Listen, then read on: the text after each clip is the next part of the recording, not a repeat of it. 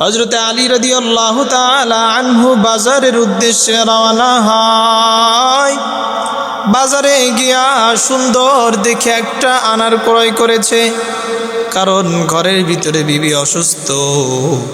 ঘরের ভিতরে বিবি আমার অসুস্থ, জ্বরে আক্রান্ত হয়েছে।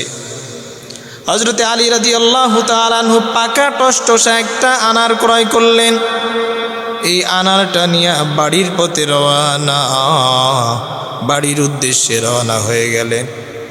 হঠাৎ করে রাস্তার ভিতরে একজন ফকির এসে সালাম দিয়া বলেন, ওগো আলী, মেহেরবানি করে আল্লাহর হস্তে একটু যদি খাবার দিতা, আল্লাহ তোমারে ভালো করতো, একটু খাবার দিবানি। আলী চিন্তা করল, কোরআনে আল্লাহ বলেন, ওয়া আম্মাসসা ইলা ফালা তানহার।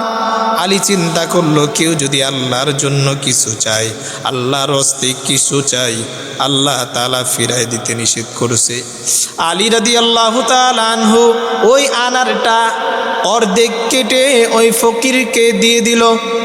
এবার বলে, ফকির যাও, তুমি এই আনারটুকু খেয়ে নাও, যাও তুমি আনারটুকু খেয়ে নাও। ওই অর্ধেক আনারটা খাওয়ার পর ওই অসহায় ফকির বলল, ভাই খুব মজা লাগছে, এই আনারটা খুব মিষ্টি, তোমার হাতে মনে হয় জাদু আছে, তুমি বাকি আনারটুকু আমারে যদি খাওয়াও আমি বড় খুশি হয়ে যাব। ফকিরের কথা, ও ভাই তুমি বাকি আনারটুকু আমারে দিয়ে দাও, আমি আল্লাহর কাছে দুহাত তুলে দোয়া করব, আল্লাহ তোমারে ভালো করব, তুমি বাকি আনারটুকু দিয়ে দাও। আলী চিন্তা করলেন, আমি যেহেতু ফকির চাইছি দিয়া দেই, আল্লাহ মানে দিয়া দিব, কারণ আলী জানে দুনিয়াতে 10 গুণ আল্লাহ দিয়া দিবেন। দুনিয়াতে কোনো ফকির মিসকিন অসহায়কে যদি কেউ কিছু দান করে, মসজিদে দান করে, আল্লাহর রাস্তায় কেউ যদি দান করে, আল্লাহ তাআলা 10 গুণ দুনিয়াতে বাড়ায় দেয়। ঘটনা শেষ পর্যন্ত শুনতে থাকেন। আলী রাদিয়াল্লাহু তাআলা আনহু ফকিরকে পুরা আনারটা খাওয়ায় দিলেন। এবার বাড়ির উদ্দেশ্যে রওনা। বাড়ির দরজার সামনে যায় হাজির। আলী ঘরের ভিতরে ঢোকে না, কোন মুখ নিয়ে ঢুকবে? কারণ বিবির জন্য যে আনারটা এনেছিলাম এটা তো ফকিরকে খাওয়ায় দিয়েছি, কোন মুখ নিয়ে বিবির কাছে যাব? লজ্জায় ঘরের ভিতরে আলী ঢুকে না।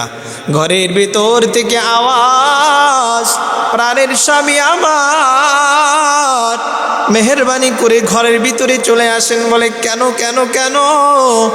বলে, আপনি বাজারে যাওয়ার পরে আল্লাহ তাআলা আমারে পরিপূর্ণ সুস্থতার নিয়ামত দিয়ে দিয়েছেন। আল্লাহু আকবার। আল্লাহ আমারে সুস্থ করে দিয়েছেন।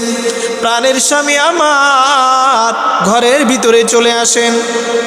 এইবার হযরতে আলী কাররামাল্লাহু ওয়াজহাহু ঘরের ভিতরে যাইতে না যাইতেই একজন মদিনার একজন পুরান সাহাবী, একজন মুরব্বী সাহাবী হযরত সালমান ফারসি রাদিয়াল্লাহু তাআলা আনহু এসে হাজির।